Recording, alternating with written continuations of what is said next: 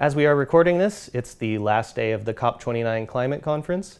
The parties have not yet come to an agreement on a deal for financing climate projects in developing countries.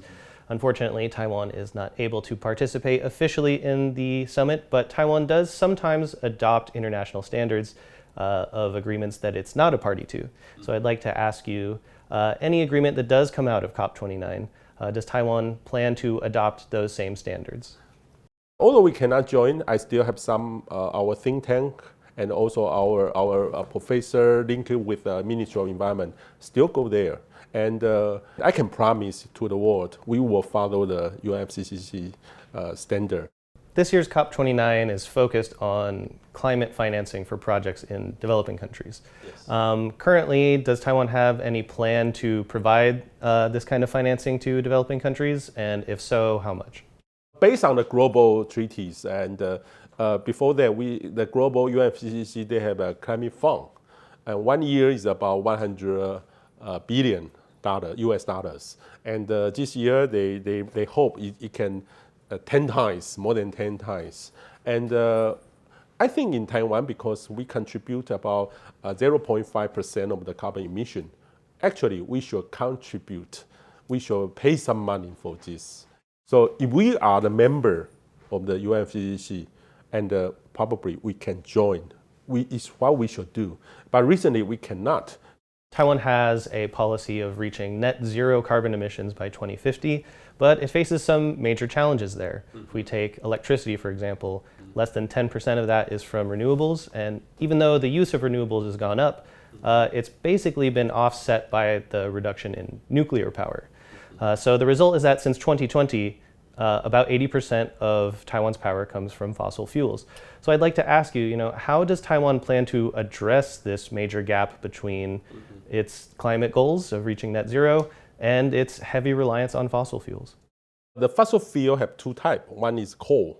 The coal have lots of the carbon emissions, and the gas was lower, and it's about 60% of the carbon than the coal.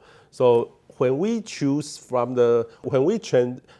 away the coal, maybe 10 years later, to the gas, is a huge transition about the carbon intensity. So I think in the next 5 years, the renewable energy will increase, maybe about 25 to 30% in 2030.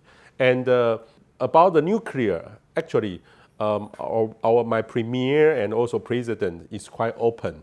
So it sounds like this will take several years to implement, but I want to ask you, how does that square with the huge increase in electricity demand that Taiwan is facing? The economy minister said this week that TSMC, which is Taiwan's largest user of electricity, it uses about 8% of all of Taiwan's electricity, may build a new factory every year for the next 10 years, and that the government needs to prepare the infrastructure for that kind of electricity use.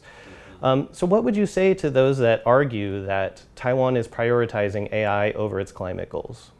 So right now, the energy demand is totally, the government, especially the Thai power, can provide the energy. So don't worry about this. We have some plan about the new gas power stations soon, and actually also the renewable energy. So right now in our cabinet, we are starting the new tools about this, but not traditional, the nuclear power station. If you need to meet that extra demand, is the solution basically to just use more gas? Yes, actually use the gas is right now is the trend for the global. You can check the Singapore. Singapore, their gas usage is about 95% of the gas. So they want to use power lines from the Australia, Indonesia, and Malaysia for the renewable energy. So such is this kind of thinking probably in our cabinet. We talk about this. Any kind of opportunities or any potential we can try.